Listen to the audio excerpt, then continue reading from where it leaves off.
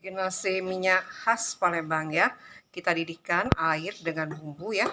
Lalu kita masukkan berasnya. Nih. Seperti ini.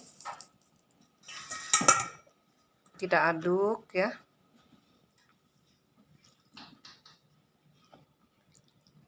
Sampai bumbunya meresap ya.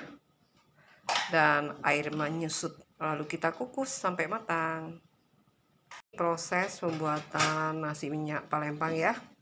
Kita didihkan air dengan bumbu. Setelah mendidih lalu kita masukkan berasnya. Nih, seperti ini.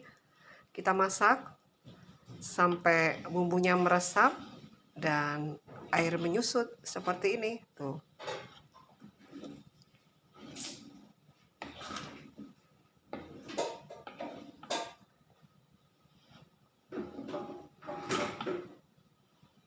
Lalu kita kukus ya sampai matang. Nasi minyak wong Palembang siap dinikmati. Praktis dan lemak nian.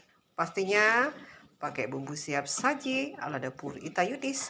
Bumbu praktis membuat nasi minyak ala wong Palembang.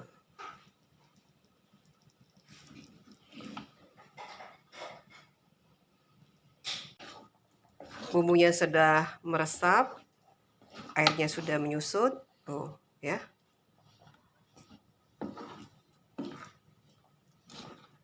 Lalu kita kukus ya sampai matang.